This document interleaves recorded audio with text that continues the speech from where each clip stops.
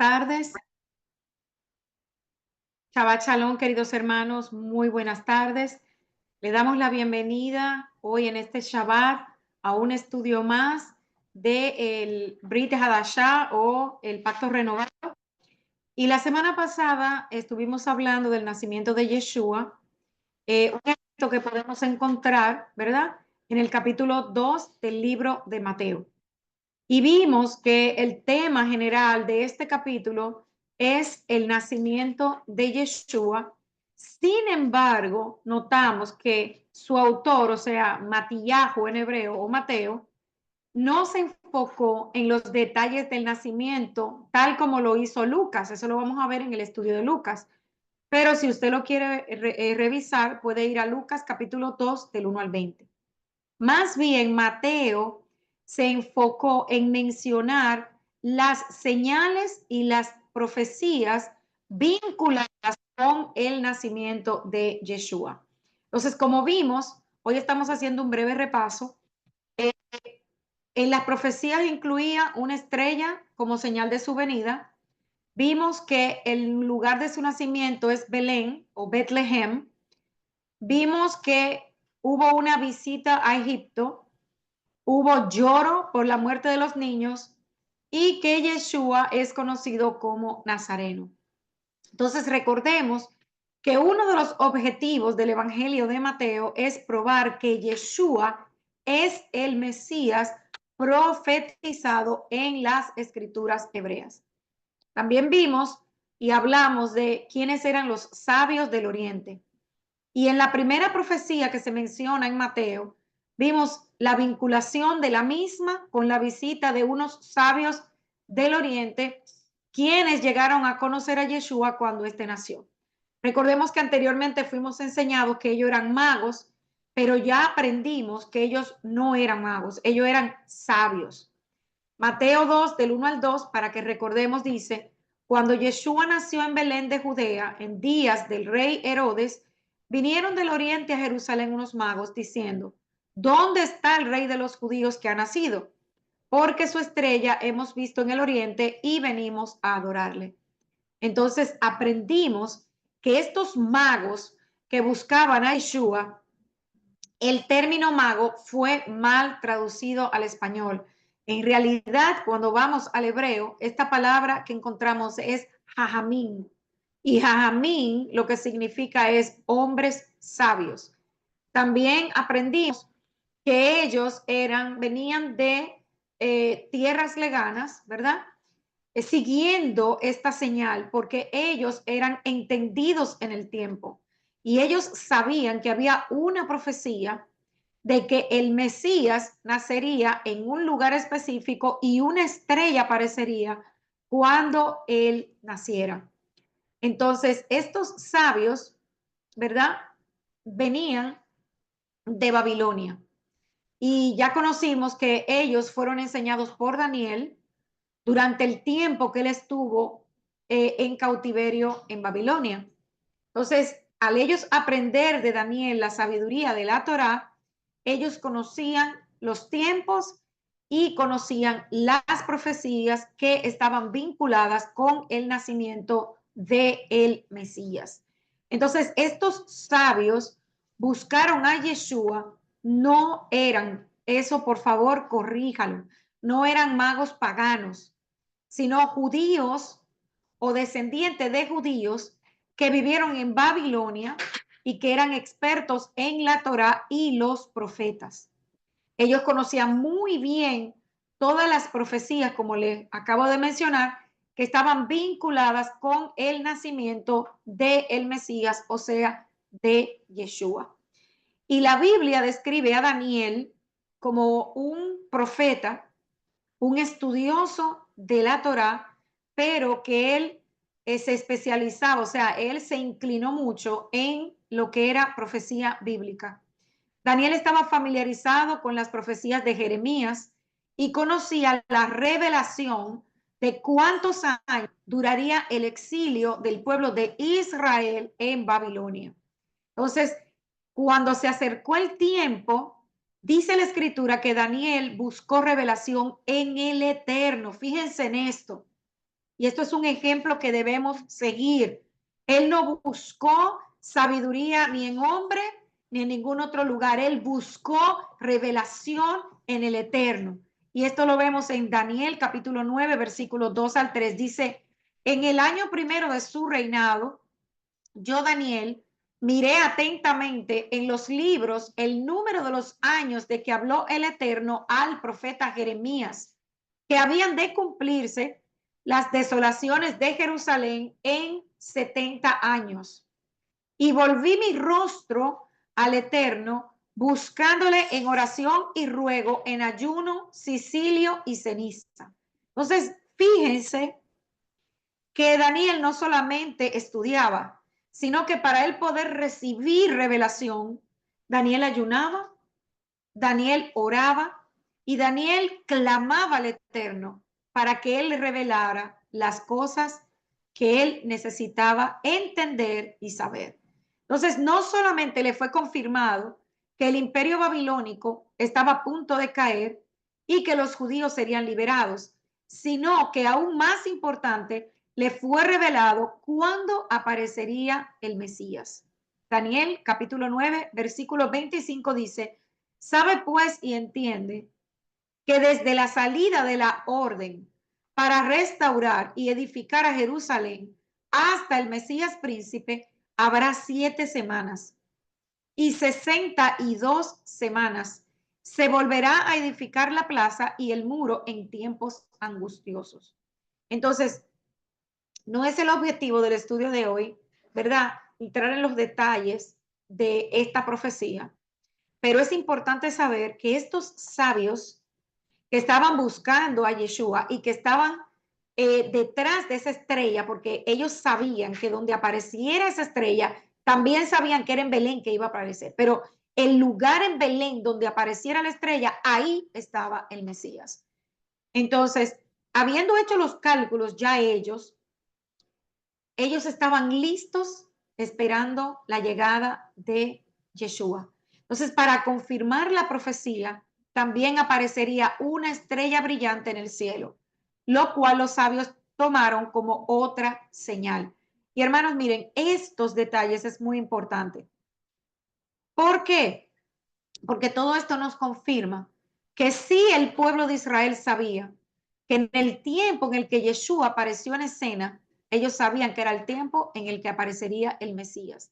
La situación es que ellos esperaban a un Mesías muy diferente del Mesías que llegó.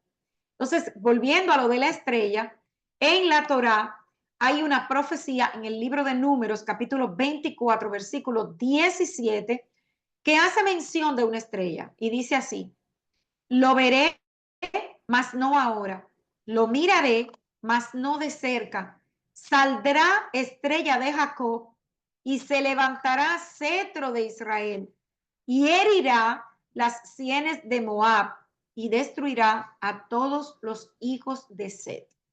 Entonces, tradicionalmente, los comentaristas judíos han interpretado este vínculo, este versículo, como un vínculo, una señal que anunciaba la llegada de Yeshua. Cuando salga la estrella de Jacob, entonces se levantará rey en Israel. Entonces, esto era lo que estos sabios tenían en mente. Y por eso siguieron la estrella buscando al que iba a ser y que ya ellos sabían que sería el rey de Israel. Y ahí vamos a Mateo 2, versículos 9 y 10, diciendo, ellos habiendo oído al rey, se fueron.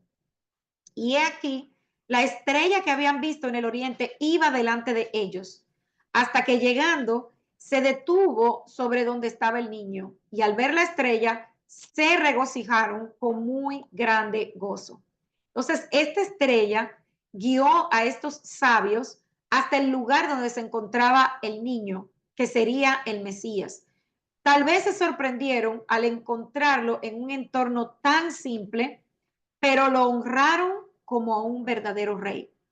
Mateo 2:11 dice que al entrar en la casa, vieron al niño con su madre Miriam, en español María, y postrándose, lo adoraron y abriendo sus tesoros, le ofrecieron presentes como oro, incienso y mirra. Y en la traducción hebrea no está permitido postrarse. Sabemos que no se adora a nadie que no sea el Eterno.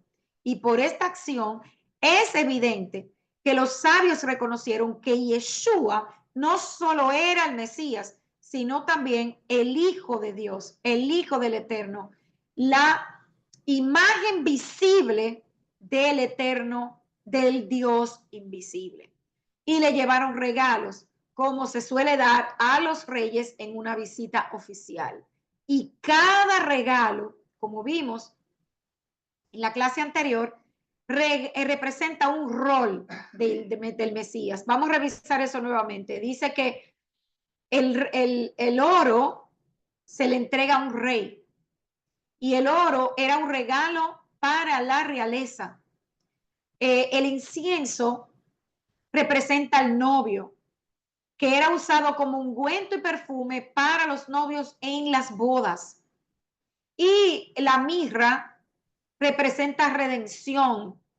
Entonces aquí vemos que la mirra era usada para embalsamar a los muertos y habla también de la muerte de Yeshua en la cruz para perdón de nuestros pecados. Entonces, estos tres regalos representan los tres roles de Yeshua: rey, novio y redentor.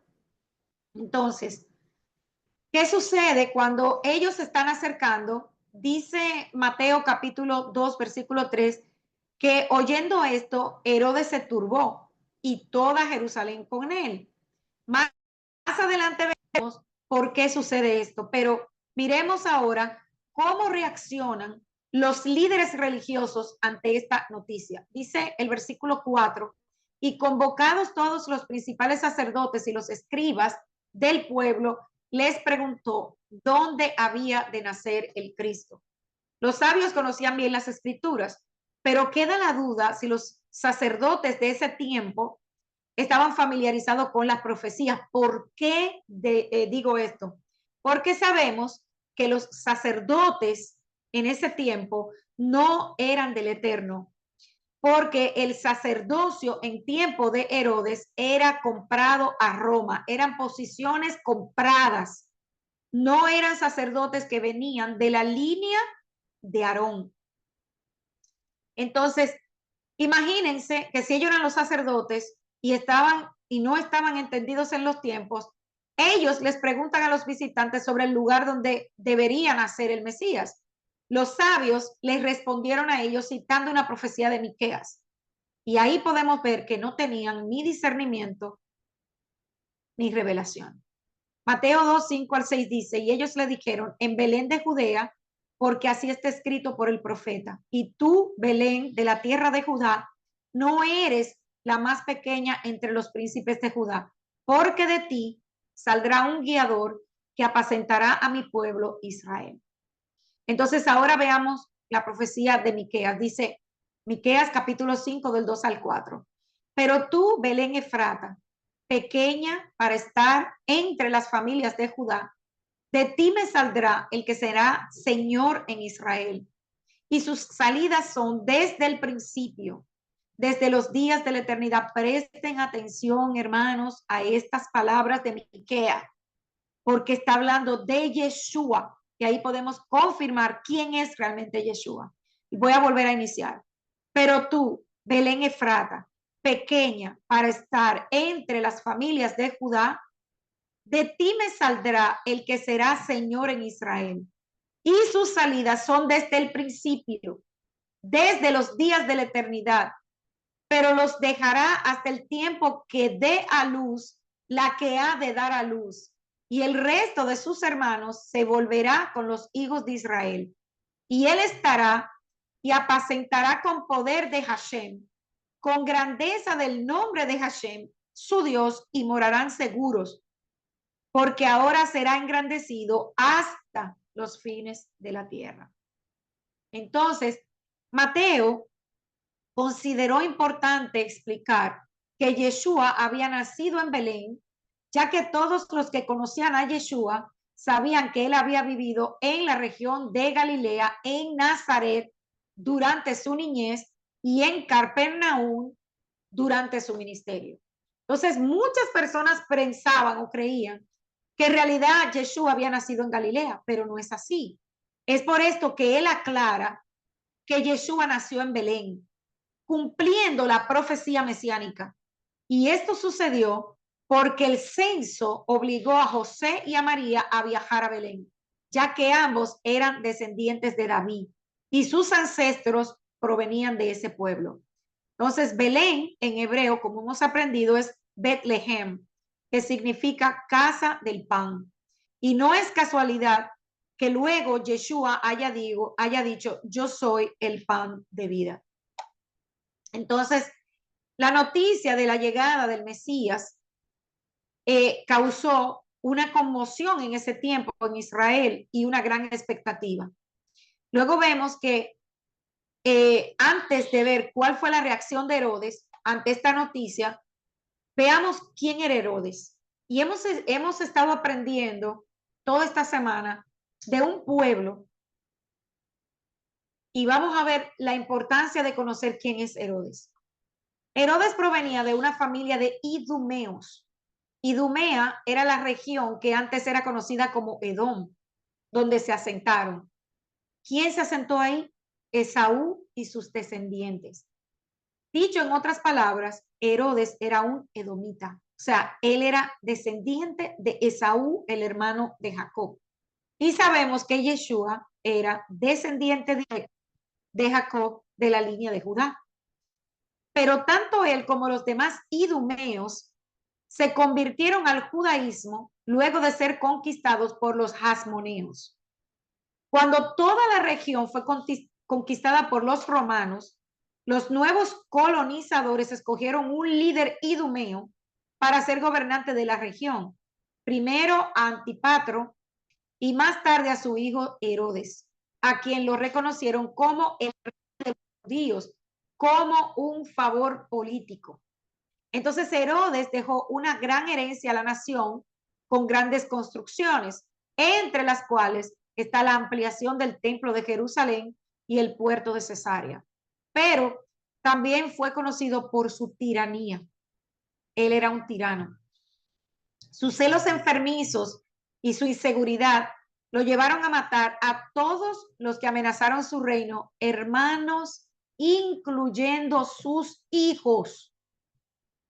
Entonces, con esto en mente, con esta pequeña información, este antecedente, no es de extrañar que cuando estos sabios llegan donde Herodes, imagínense cómo explota la cabeza de Herodes, porque cuando ellos llegan delante de él, vemos en la escritura que Herodes los llamó en secreto. Vamos a verlo desde la escritura misma.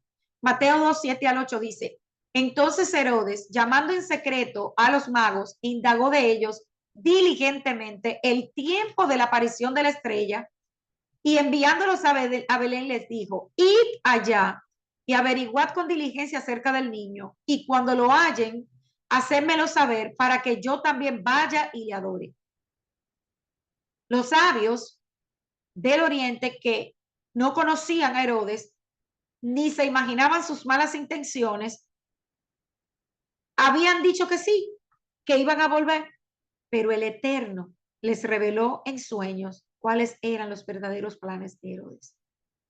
Dice Mateo 2:12, pero siendo avisados por revelación en sueños que no volviesen a Herodes, regresaron a su tierra por otro camino. Entonces, ¿qué sucedió? Cuando Herodes se entera que los sabios le habían jugado una mala jugada, tomó otras medidas drásticas.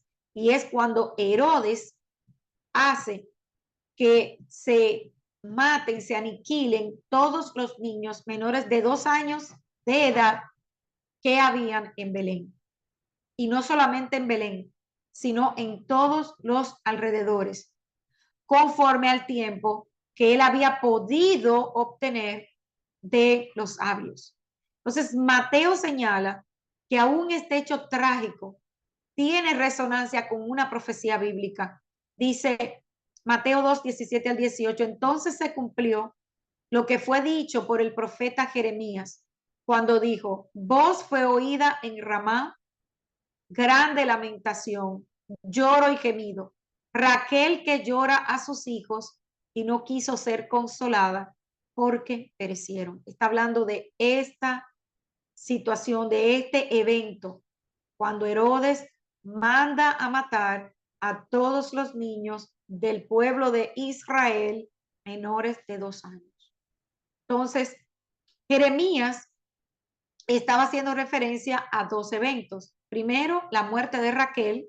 Sabemos quién es Raquel porque estamos estudiando justamente la vida de Jacob. Fue la esposa amada de Jacob, quien murió cuando viajaban desde Betel hacia Belén y en el camino da a luz a Benjamín. Entonces también Jeremías está haciendo referencia a la deportación de los judíos. Mateo citó la profecía de Jeremías que está en Jeremías capítulo 31, versículo 15 y Jeremías 40, versículo 1. Entonces Mateo menciona esta profecía no porque fuera un cumplimiento mesiánico, sino porque relacionó la profecía con el llanto, ¿verdad?, de Raquel y el llanto de los padres de los niños que fueron asesinados por Herodes. Todo esto conecta con el nacimiento de Yeshua también cerca de Belén. Entonces, Yeshua se salvó de este plan tan macabro de Herodes porque el Eterno lo guardó, mandando una advertencia a José. Le dice en Mateo 2:13, después que partieron ellos, he aquí un ángel del Señor apareció en sueños a José y le dijo, levántate y toma al niño y a su madre y huye a Egipto y permanece allá hasta que yo te diga, porque acontecerá que Herodes buscará al niño para matarlo. Entonces José atendió la advertencia del ángel en el sueño y de inmediato obedeció. Tomó a la madre, tomó al bebé y se encaminó a Egipto y así salvó la vida de Yeshua. Entonces Mateo también está citando una profecía de Oseas que hace referencia al éxodo de Egipto, porque vamos a ver que Yeshua tenía que ir a Egipto. Pero eso lo vamos a ver en un rato. Entonces, Oseas 11:1 dice, cuando Israel era muchacho, yo lo amé y de Egipto llamé a mi hijo. Entonces, la profecía de Oseas claramente está haciendo referencia al evento en que los israelitas fueron liberados de la esclavitud de Egipto. Y por eso algunos analistas dicen o relacionan o dicen que hay un error en la mención de Mateo, pero no hay error, hermanos. Hay una razón espiritual y profunda por la que Mateo hizo esta conexión. Él no solo estaba aludiendo al hecho de que Yeshua estuvo en Egipto y luego subió a Israel, no. La mención de Mateo nos lleva a hacer una conexión entre la salida de Egipto y nuestra redención espiritual. Todos hemos sido esclavos del pecado. Todos hemos estado en el mundo esclavizados. Pero quienes creen en el Cordero de Dios, en Yeshua HaMashiach, serán salvos y a partir de ahí inician el camino a la redención completa. Entonces, vemos cómo después de que se establecen en Egipto, también el Eterno le dice a José el momento en el que tienen que regresar. Mateo 2:19-21 dice, pero después de muerto Herodes, he aquí un ángel del Señor apareció en sueños a José en Egipto diciendo, levántate, toma al niño y a su madre y vete a la tierra de Israel, porque han muerto los que procuraban la muerte del niño. Entonces él se levantó y tomó al niño y a su madre y vino a tierra de Israel. Entonces cuando regresaron a Israel, José y María no fueron a Belén, donde Yeshua había nacido y de donde venían sus antepasados. No. Ellos se establecieron en Nazaret y Mateo explica por qué. Entonces, Mateo, la explicación está en Mateo 2:22-23, que dice, pero oyendo que Arquelao reinaba en Judea, en lugar de Herodes, su padre, tuvo temor de ir allá, pero avisado por revelación en sueños, se fue a la región de Galilea y vino y habitó en la ciudad que se llama Nazaret para que se cumpliese lo que fue dicho por los profetas, que habría de ser llamado Nazareno. Entonces, la reacción inicial de José fue por miedo, ya que el hijo de Herodes siguió el ejemplo tiránico de su padre, pero la decisión final fue por revelación divina, porque todo, absolutamente todo en las profecías que tienen que ver con Yeshua tenía que cumplirse. Entonces es por eso que Yeshua era conocido como el Nazareno o Nazareno. Por eso también sus seguidores se les conocía como los nazarenos, porque vivió en Nazaret en su juventud y la gente creía que él había nacido allí. Sin embargo, sabemos que Yeshua en realidad nació en Belén, en la ciudad de su antepasado David. Entonces, cuando Yeshua murió, Pilatos le puso el título de Jesús Nazareno en la cruz. Fíjense esto. La importancia de Nazaret no era tanto el lugar en sí, sino el mensaje escondido en el nombre. Aparentemente, Mateo relacionó el título de Yeshua con una profecía en Amós.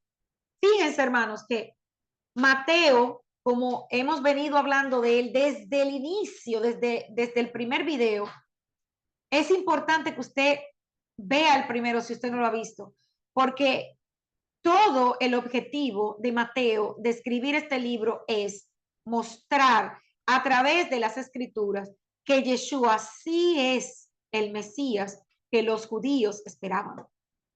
Entonces, Amós 2, 10 al 11 dice, y ustedes os hice subir de la tierra de Egipto y los conduje por el desierto 40 años para que entrasen en posesión de la tierra del amorreo, y levanté de ustedes hijos para profetas y de vuestros jóvenes para que fuesen nazareos. ¿No es esto así? Dice el Eterno, hijos de Israel. Entonces, esto es una referencia a la salida de Egipto de los israelitas, pero Mateo está haciendo una conexión con el trayecto de la vida de Yeshua. Entonces, Nazareo en hebreo es Nazir, y es la persona que hace un voto voluntario porque quiere dedicarse al Eterno, ya sea por un tiempo o para toda su vida. Ejemplo de esto es Sansón, Samuel y Juan el Bautista. Y en la Biblia hay dos palabras que suenan similar, pero se escriben diferente. Nazir, que es Nazareo, que significa consagrado o apartado. Y también está la palabra Netzer, que significa un retoño o un vástago. Y ambas palabras se aplican a Yeshua. Aunque queda claro, ¿verdad?, que Yeshua hizo un voto nazareo. ¿Por qué? Porque Yeshua se consagró totalmente al Eterno. Él nunca se desenfocó de su misión.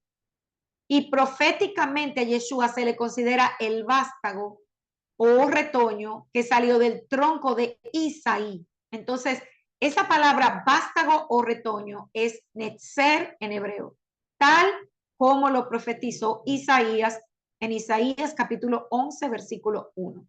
Entonces, Yeshua era llamado Nazareno por el hecho de haber vivido en Nazaret. Entonces, aquí hay dos palabras que no podemos confundir nunca. Un nazareo es la persona que hace el voto de dedicación al Eterno, y un nazareno es porque nació en Nazaret, en esa región en Israel. Entonces, Yeshua usó esta imagen de vástago para explicar que él era la vid. Juan 15:5 dice, yo soy la vid, vosotros los pámpanos. El que permanece en mí y yo en él, este lleva mucho fruto, pero separados de mí, nada podrán hacer. Entonces, cuando Yeshua nace en Belén de Judea, en los tiempos de Herodes, ¿verdad? Estamos viendo que esa parte es clara en la escritura, pero también nos vamos a dar cuenta que hay un periodo en la vida de Yeshua que la escritura no nos habla, que es todo lo concerniente a su infancia. Sabemos que Yeshua le dijo a los líderes religiosos de su época que Moisés les había dado el maná en el desierto y que eso es lo que Él les hizo sobrevivir durante 40 años. En cuestión de alimento en el desierto, sinceramente, solo te queda depender del Eterno. Por eso cuando nosotros venimos a este camino, lo primero que nos sucede es que entramos en un desierto. Y muchas veces no entendíamos, pero ahora estamos entendiendo. ¿Por qué? Porque en ese lugar, en ese periodo, nosotros aprendemos a depender de Él, a entender que todo lo que somos, todo lo que tenemos, viene de Él y es para Él. Entonces, vemos también que Yeshua fue circuncidado en el 8º día, que Yeshua fue presentado de acuerdo a las costumbres, ¿verdad? En el templo. Y vemos que sus padres guardaron todas las leyes alimenticias y guardaron la Torá como todo judío. Ahora bien, como les digo, en realidad la escritura no nos da muchos detalles de la vida de Yeshua, pero sí nos muestra las cosas importantes. ¿Y cuáles son esas cosas importantes? Bueno, precisamente que todas las profecías concernientes al Mesías fueron cumplidas en Yeshua, absolutamente todas. Entonces, esto es un pequeño resumen de lo que vimos la semana pasada. Quizás también, ¿verdad? Hemos hablado de quizás algunas cosas que no toqué en ese momento, pero que son necesarias que nosotros las conozcamos ahora que vamos a entrar en el capítulo 3 del libro de Mateo. Entonces, antes de entrar ya de fondo en el libro, necesitamos hablar primeramente de quién fue Juan el Bautista. Y es importante que nosotros iniciemos este estudio, ¿verdad? Con los capítulos 39 y 40 del libro de Isaías. ¿Por qué? Porque ellos son un preámbulo y el contexto necesario para que podamos entender Mateo capítulo 3. Entonces, el profeta Isaías en su libro tiene 66 capítulos. Y fíjense esto, casi los mismos o la misma cantidad de libros que tiene una Biblia regular, porque sabemos que muchos otros libros fueron eliminados de la Biblia, pero una Biblia común, la que tiene cualquier, vamos a decir Reina Valera, que es la más conocida, tiene 66 libros. Y justamente Isaías tiene 66 capítulos. Y es interesante, ¿verdad? Por ejemplo, que el capítulo 1 de Isaías corresponde con el libro de Génesis. Isaías capítulo 2 con Éxodo. Isaías capítulo 3 con Levítico. Isaías capítulo 4 con Números. Y Isaías capítulo 5 con Deuteronomio. Y el último capítulo de Isaías, capítulo 66, se va a sorprender. Se identifica con el libro de Apocalipsis. Entonces es el caso, ¿verdad? Que existen demasiadas similitudes y es por eso que debemos prestar mucha atención al libro de Isaías. Porque cada capítulo tiene una conexión con los libros que acabo de mencionar. Sabemos que la escritura es inspirada por el Eterno y cada libro inspirado tiene una conexión, una revelación para algo que se nos quiere enseñar o se nos quiere decir. Entonces, haciendo este análisis de los capítulos, ¿verdad?, del libro de Isaías, encontramos que el capítulo 39 de este libro de Isaías corresponde nada más y nada menos que al libro de Malaquías. Siendo este libro el que encierra el antiguo pacto prácticamente y el primer libro del nuevo pacto, que es el Evangelio de Mateo, que correspondería al capítulo 40 de Isaías. De manera que vamos a ver qué es lo que está pasando aquí y si hay una relación directa entre lo que estamos estudiando. Entonces, Isaías 39:1 dice, en aquel tiempo, Merodac Baladán, hijo de Baladán, rey de Babilonia, envió cartas y presentes a Ezequías porque supo que había estado enfermo y que había convalecido. Ezequías fue un rey de Judá que se había enfermado. Y esto sucedió en la época en que escribió el profeta Isaías, quien profetizó entre el año 740 y 700 antes de la era común. Isaías te tocó ver cuando las tribus del norte fueron llevadas al exilio en el año 722 antes de la era común. O sea, a Isaías le tocó ver eso. Antes de esto, las 12 tribus ya se habían dividido en el año 931 más o menos, en la época de Jeroboam y Roboam. Sabemos que Jeroboam, siervo de el hijo de David, de Salomón, se le entregaron 10 tribus y Roboam, al hijo de Salomón, se le entregaron 2 tribus por amor a David. Entonces las 10 tribus del norte se fueron con Jeroboam y estas 2 tribus del sur se quedaron con Roboam. Entonces las 10 tribus del norte se apartaron totalmente del Eterno. Se apartaron de los mandamientos, hicieron altares con becerros de oro, se dieron a la idolatría, hermanos, hicieron cosas terribles, se olvidaron del nombre del Eterno, de las fiestas, de comer kosher o kasher. Y el Eterno les enviaba profetas para advertirles que se arrepintieran. Una y otra vez los vemos. Sin embargo, no hicieron caso.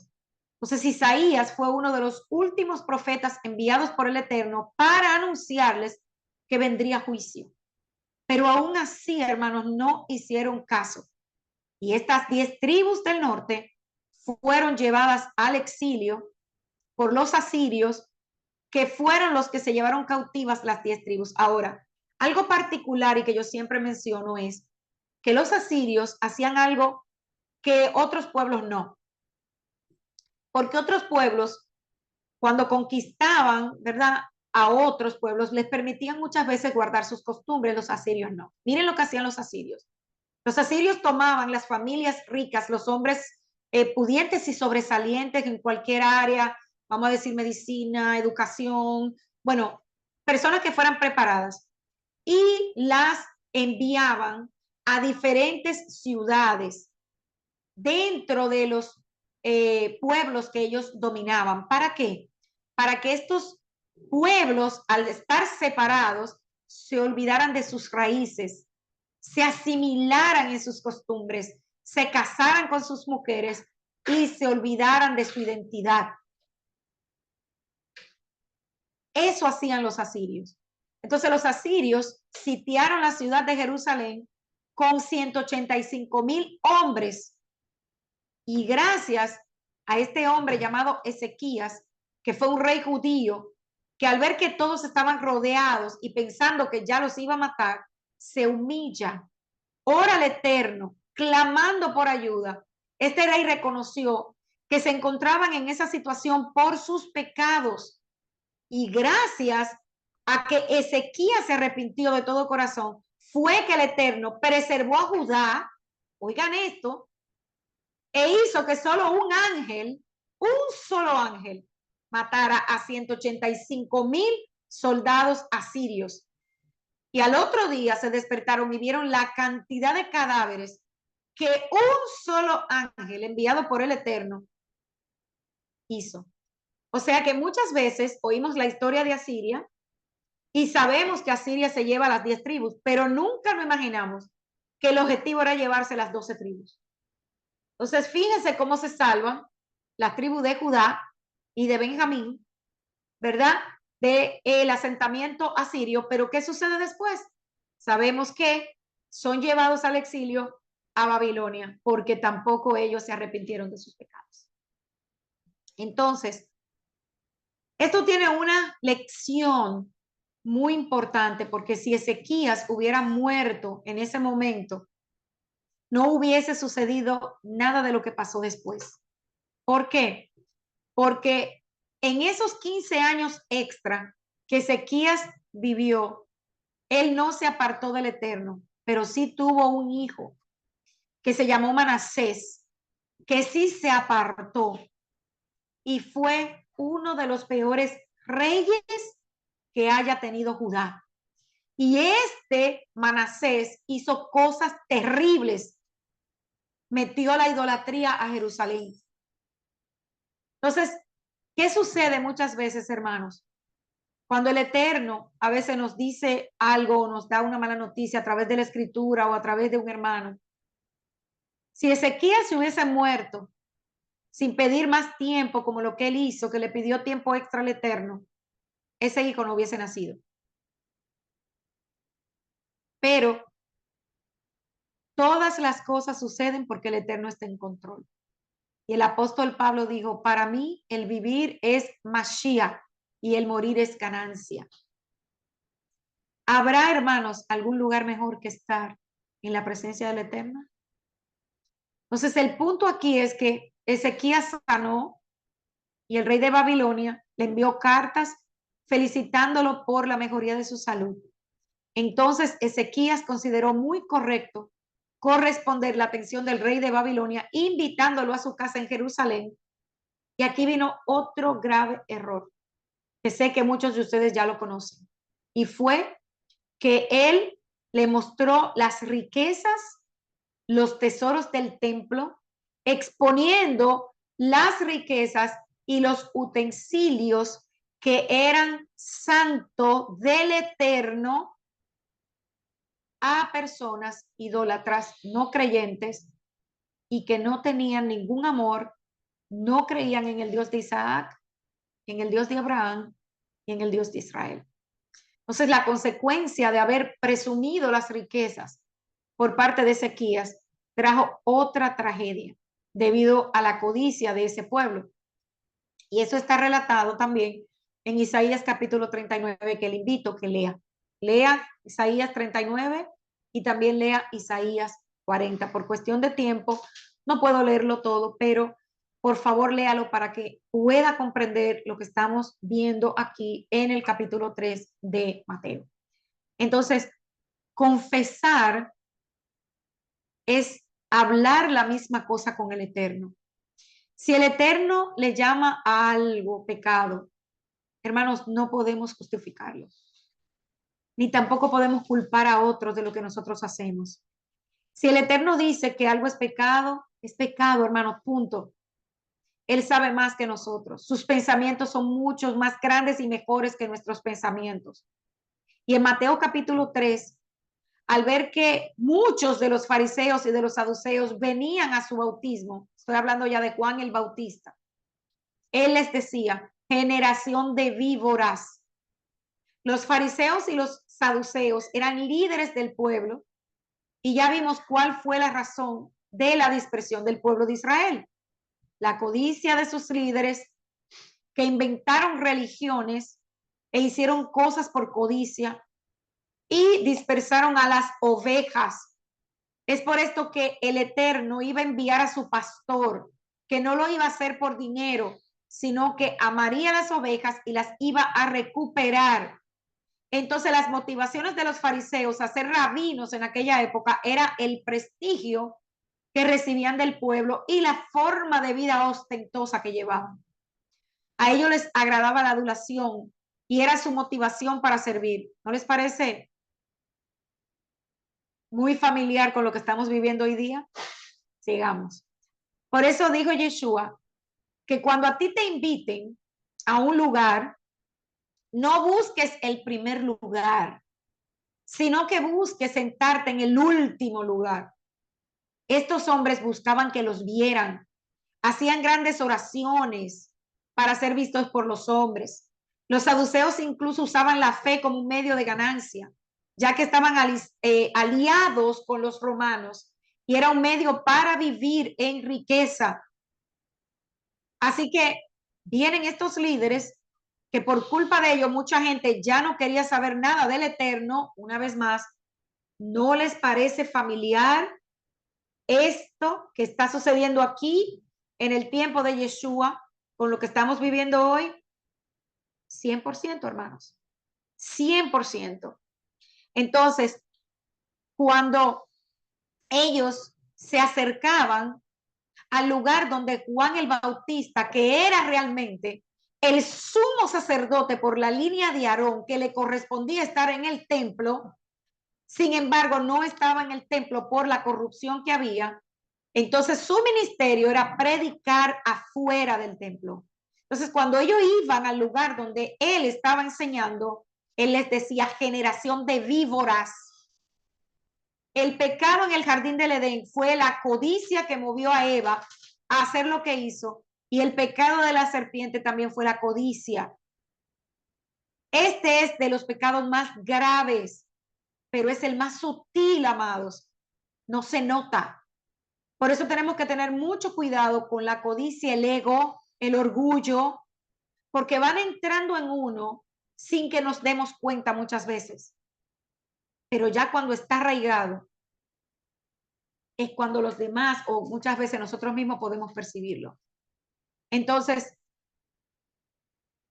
él les decía, generación de víboras, porque él conectaba lo que estaba sucediendo con el pecado desde el Edén.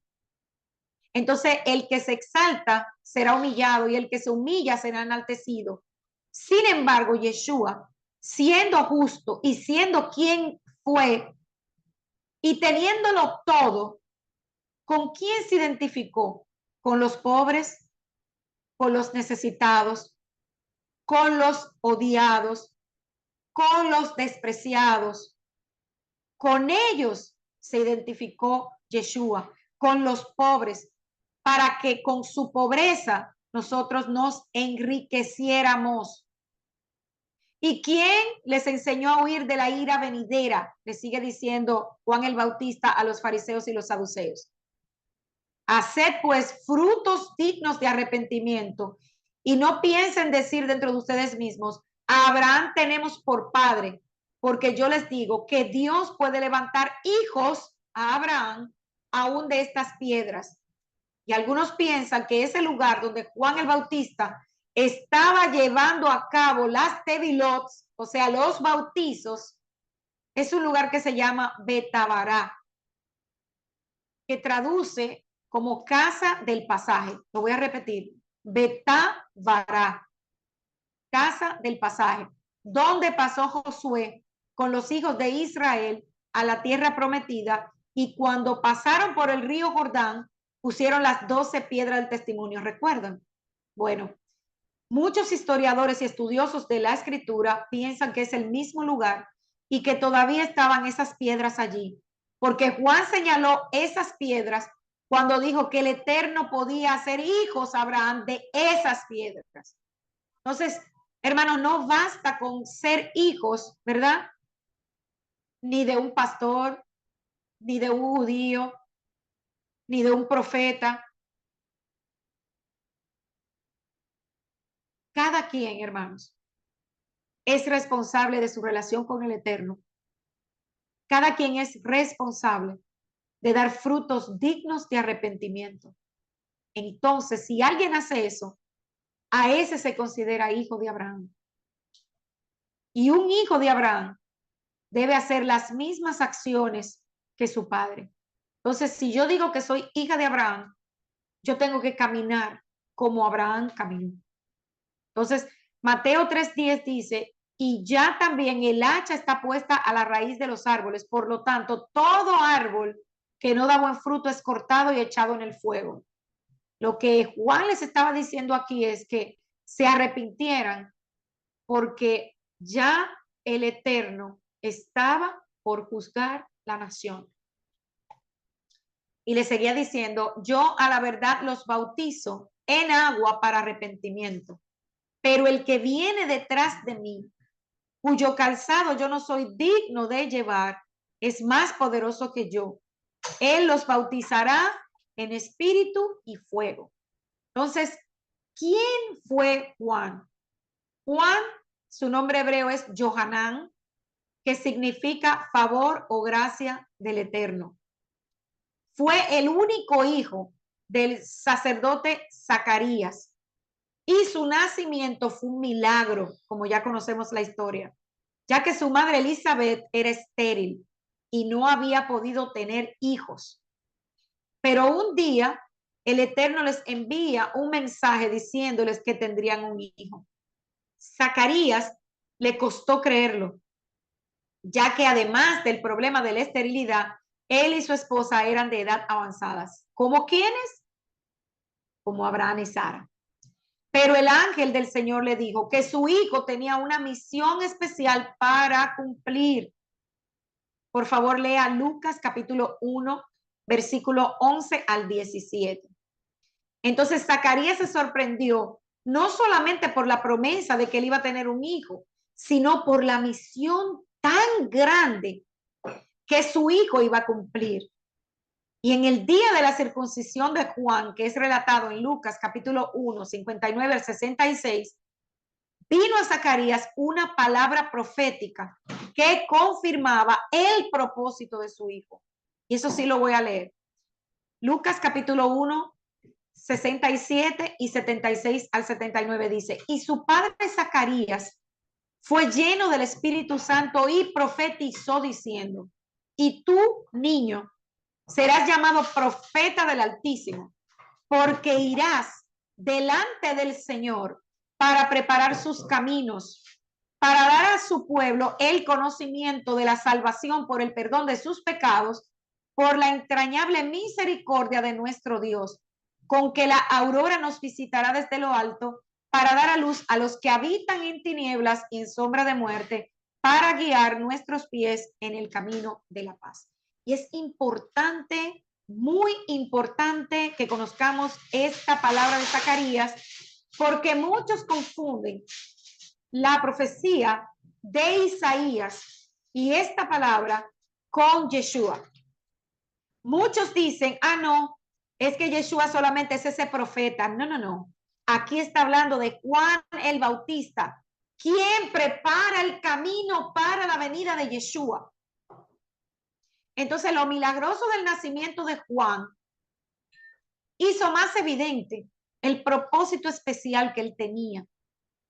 Hubieron muchas señales que acompañaron el nacimiento de Juan. Un embarazo de avanzada, su madre era estéril, la aparición y la anunciación que el ángel le da, su padre pierde la voz porque realmente él se sorprendió con la noticia, no lo creía. Entonces pierde la voz y recupera la voz el día de la circuncisión de Juan el Bautista. Y todos estos milagros sirven de testimonio de quién era él. Luego vemos que en vez de él estar en el templo como sumo sacerdote, pasaron 30 años desde esta promesa hasta el cumplimiento. Juan crece y madura, pero no fue al templo porque había corrupción allí. Él terminó en lugares que no podemos imaginar. Lucas capítulo 1 versículo 80 dice, y el niño crecía y se fortalecía en espíritu y vivió en lugares desiertos hasta el día en que apareció en público a Israel. Muchos dicen que Juan vivió y se identificaba con los esenios. Entonces, él era hijo de sacerdote del linaje de Aarón, tal como se esperaba que él sirviera en el templo. Pero en lugar de ir allí, se fue al desierto. Y la Biblia no da detalles del por qué, de cuándo, nada de eso. Es como la vida de Yeshua en los primeros años de su infancia, no nos dice nada. Lo único que podemos ver en la escritura es que él no era el único judío que había en el desierto. Habían otro grupo de levitas y sacerdotes que se habían retirado al desierto debido a la corrupción del sistema religioso. Y como les mencioné, ese grupo eran los esenios. Como reacción, un grupo de levitas fieles al Eterno tuvieron que salir del templo y procuraban llevar una vida como el Eterno mandaba. Vivían en el desierto, vivían en cavernas.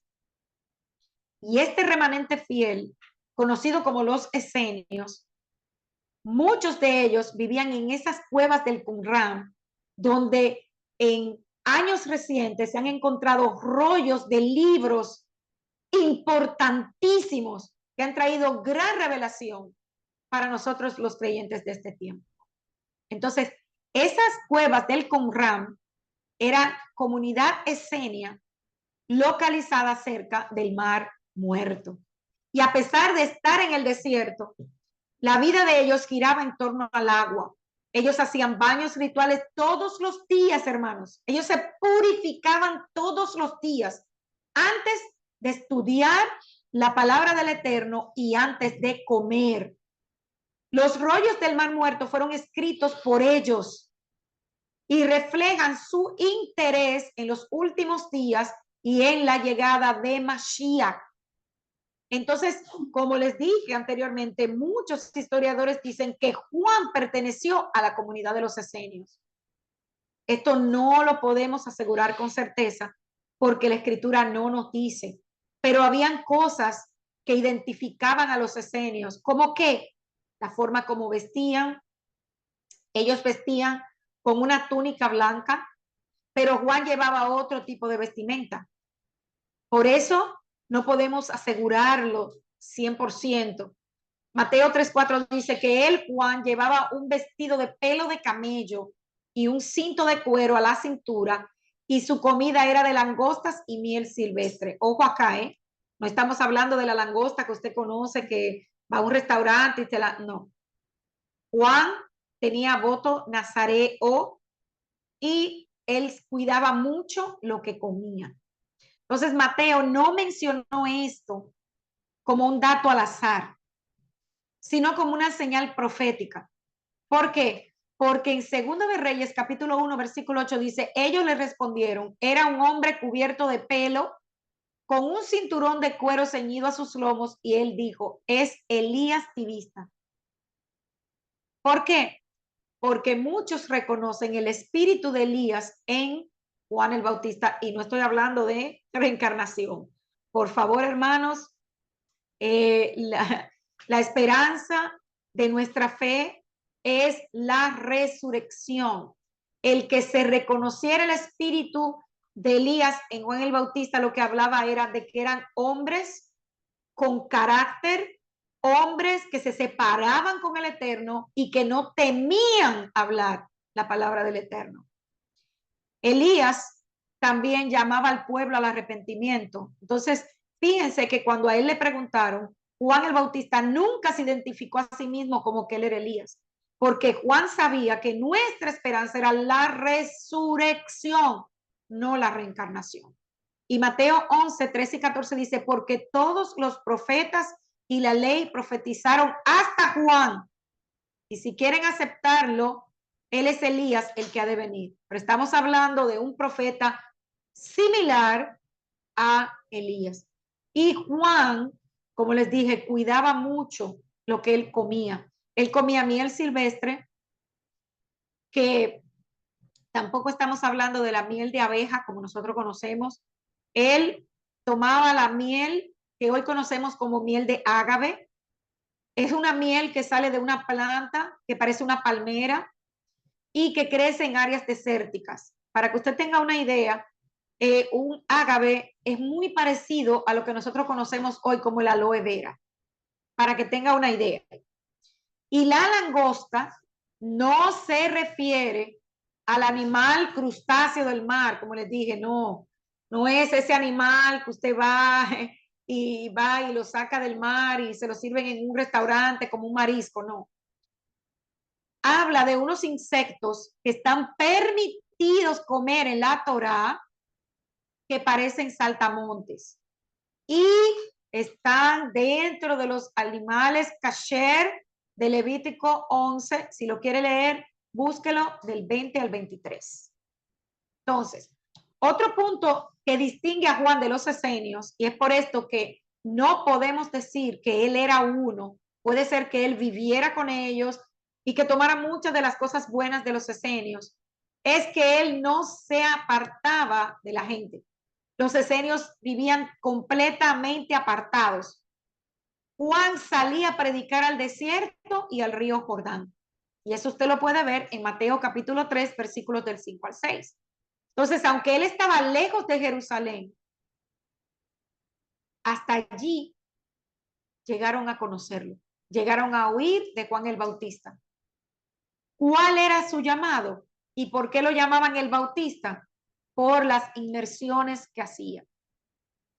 Entonces, muchos pensaron que quizás él estaba desperdiciando su vida en el desierto, una vida apartada, recluida, cuando él pudo vivir de manera ostentosa como sacerdote o sumo sacerdote en el templo, sumo sacerdote, que era lo que le correspondía. ¿Por qué? Porque un sumo sacerdote tenía un puesto privilegiado y él prefirió vivir una vida simple en el desierto. Entonces, a pesar de que él conocía su identidad y él conocía su linaje, Juan el Bautista entendió también su propósito, cuál era su misión. Juan capítulo 1, 19 al 21 nos da un detalle muy importante. Dice, este es el testimonio de Juan.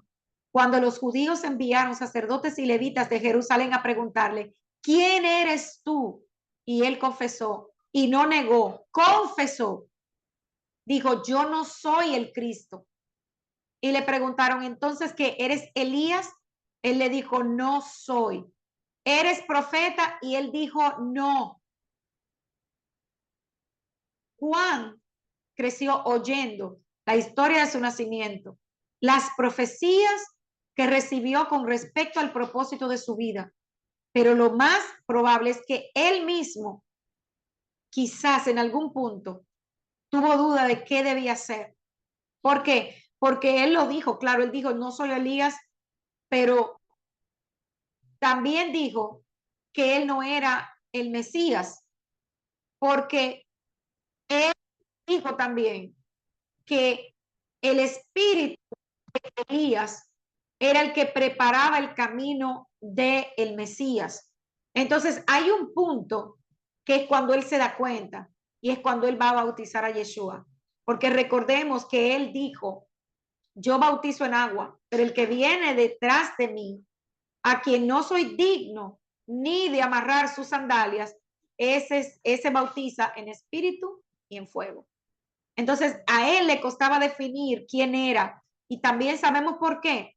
Porque ya cuando a él lo encarcelan, él, a pesar de que él sabía quién era Yeshua, porque le fue revelado y le fue dado una señal que solamente él vio, y eso lo vamos a ver cuando veamos el bautismo de Yeshua, aún así, él envió a los que lo acompañaban a preguntarle a Yeshua quién era. Entonces, ¿cómo es posible que si él mismo sabe que el que venía detrás de él, que era el Mashiach, y él bautizaba en agua, pero el Mesías bautizaba en otro tipo de bautismo, luego él preguntara, ¿eres tú el Mesías que había de venir? O sea, aquí podemos ver que él quizás en su corazón todavía albergaba duda de quién era él. Y es triste, hermanos, porque muchas veces nosotros, el Eterno, nos revela cuál es nuestro propósito, pero muchas veces dejamos de cumplirlo porque dudamos. Dudamos. Entonces en Juan 1, 22 al 23 le dijeron, ¿quién eres? Para que podamos dar respuesta a los que nos enviaron. ¿Qué dices de ti mismo? Él dijo, yo soy la voz que clama en el desierto, enderezad el camino del Señor, como dijo el profeta Isaías.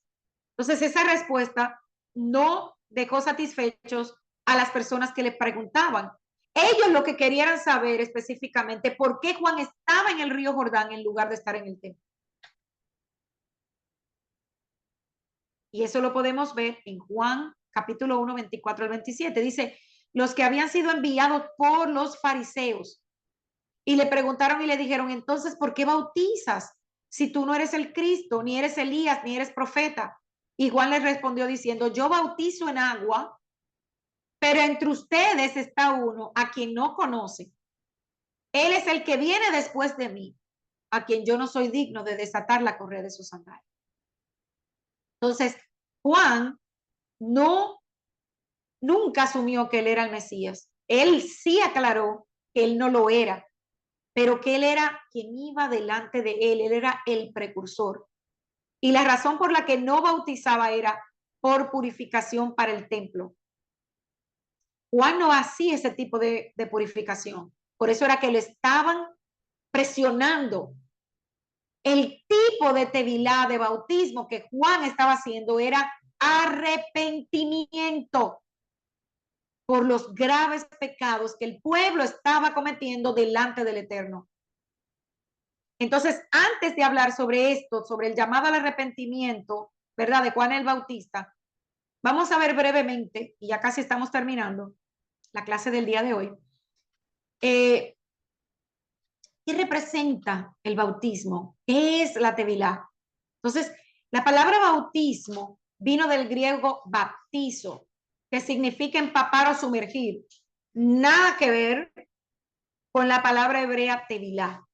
Pero esta palabra fue la que se tradujo en lugar de, cuando se habla de tevilá, en vez de traducirse como inmersión, se utilizó esta palabra baptizo.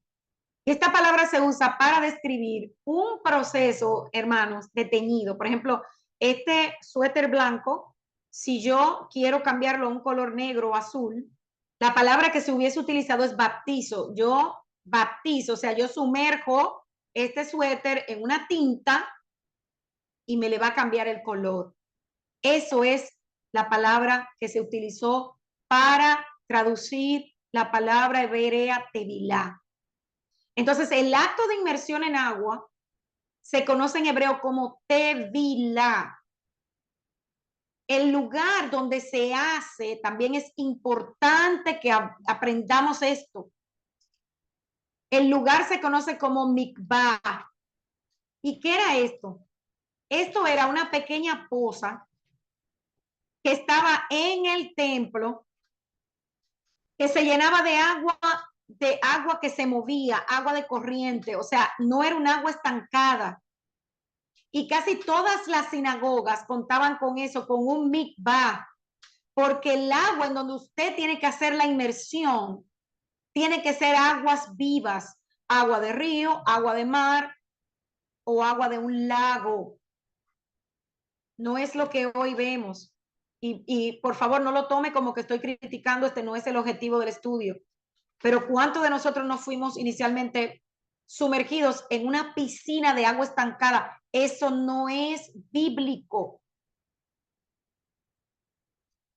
Entonces, en el templo y en casi todas las sinagogas había una mikvah. Y lo primero que tenía que hacer todo israelita que quería entrar al templo era pasar primero por una inmersión ritual de purificación para quitar el estado de impureza. Entonces muchos creían que Juan se inventó el bautismo, o sea, la tevilá que él estaba utilizando, pero no es así. En la cultura bíblica hebrea existía el ritual de inmersión, que es lo que estoy hablando.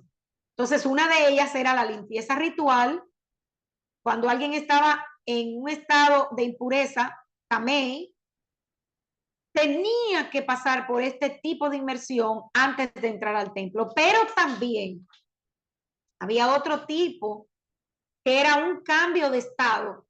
¿Cómo así, Marley? Bueno, cuando alguien se casaba o cuando alguien iniciaba un ministerio, y ahora usted va a entender por qué Yeshua se sumergió, o se convertía al judaísmo, entonces pasaba por el agua del mikvah.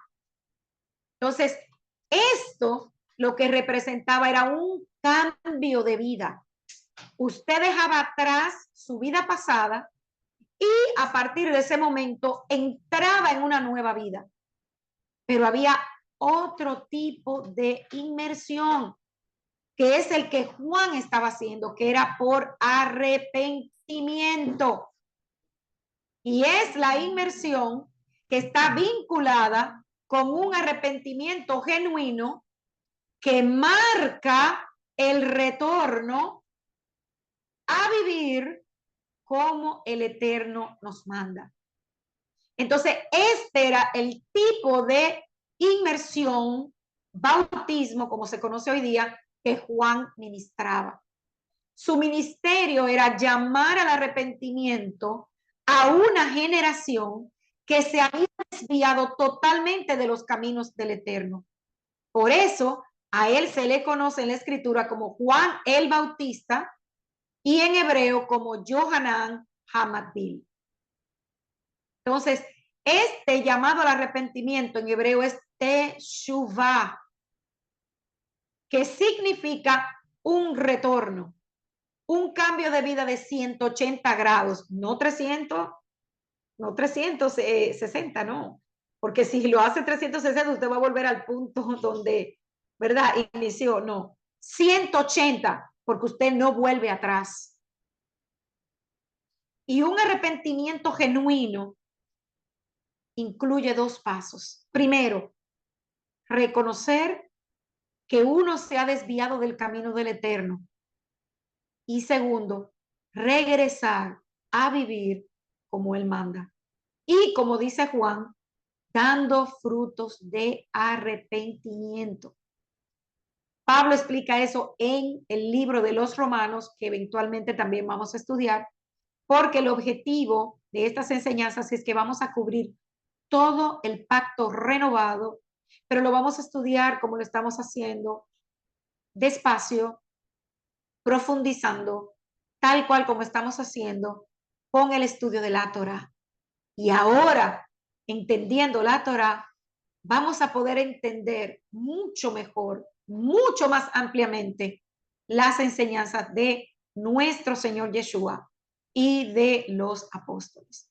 Entonces, si usted quiere profundizar un poco más sobre el bautismo, la inmersión, vaya al libro de Romanos. Allí Pablo lo explica de una manera magistral. El genuino arrepentimiento, hermanos, no es lo mismo que sentir remordimiento. Muchas veces, ¿cuántas veces nos dijeron ven a una oración y sentíamos ese remordimiento de todos los pecados que habíamos conocido y que habíamos hecho?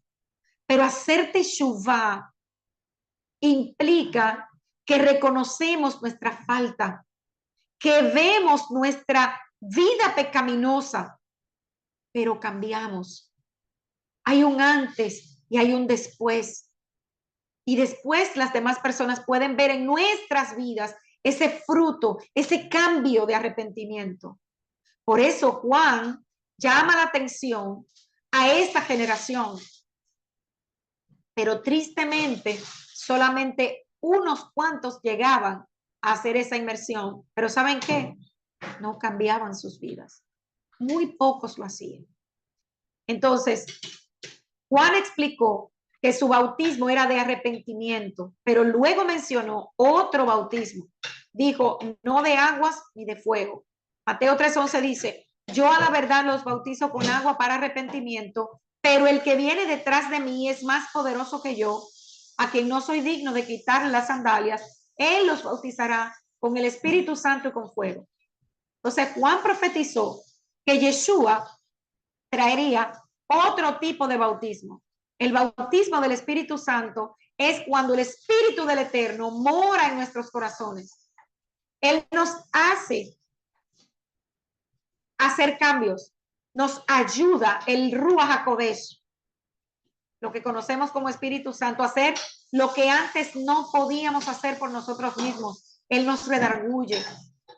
Él nos lleva a vivir una vida direccionada por la palabra. Y el bautismo de fuego parecería que está vinculado con el juicio, pero Mateo 3:12 nos dice, el bieldo está en su mano y limpiará completamente su era y recogerá su trigo en el granero, pero quemará la paja en fuego inextinguible. Entonces, fíjense acá, porque esto es importante entenderlo. Luego que el Eterno nos capacita, ¿verdad? Nos da, nos derrama su espíritu. Y si usted quiere saber cómo el Eterno nos derrama su espíritu, lea Hechos capítulo 2, 38 y 39, que Pedro lo explica. Entonces, cuando el espíritu viene a nosotros, Él espera que nosotros vivamos como Él manda. Y aquí es cuando dice la palabra que sella la Torá en nuestra mente y en nuestro corazón. Pero también dice que el Eterno va a llegar el día en que nos va a pedir cuentas y nosotros vamos a tener que rendir cuentas de nuestras acciones. Y de esto habla el profeta Malaquías, en Malaquías 4, del 1 al 4. Dice, porque aquí viene el día ardiente como un horno y todos los soberbios y todos los que hacen el mal serán como paja. Y el día que va a venir los prenderá fuego. Dice el Señor de los ejércitos que no les dejará ni la raíz ni ramas, más que ustedes que teman a mi nombre.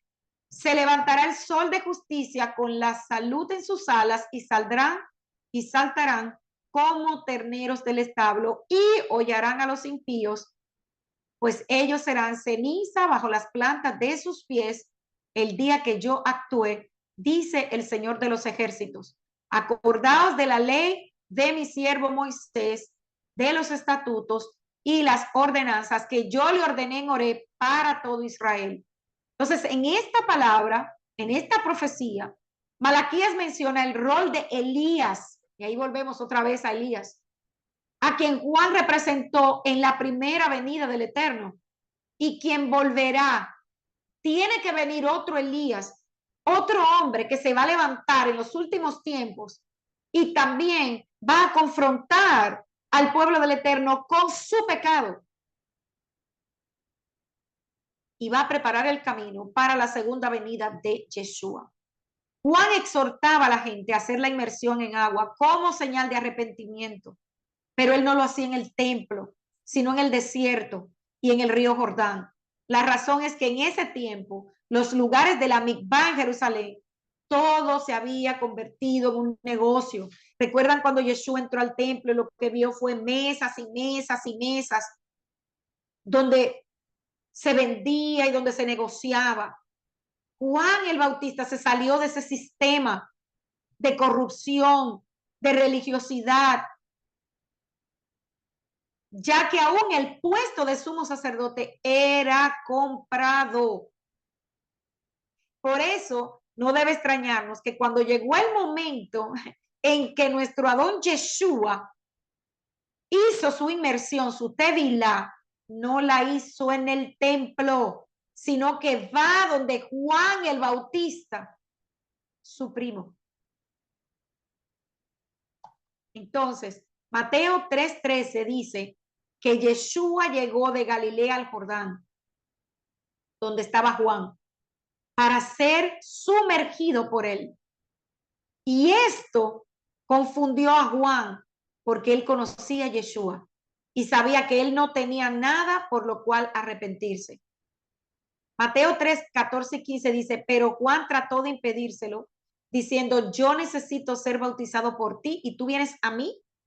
Y respondiendo Yeshua le dijo, permítelo ahora, porque es conveniente que cumplamos así toda justicia. Entonces Yeshua se lo permitió. Yeshua no llegó a hacer una inmersión por arrepentimiento, sino la inmersión de cambio de vida, porque aquí públicamente iba a iniciar su ministerio como rabino. En ese momento Yeshua comenzó, ¿verdad? Su ministerio también en la tierra como sacerdote del orden de Melquisedec. ¿Y cómo sabemos eso? Porque más adelante vemos que Caifás, el sumo sacerdote que no era de la orden de Aarón, rompe su vestidura confirmando el sacerdocio de Yeshua.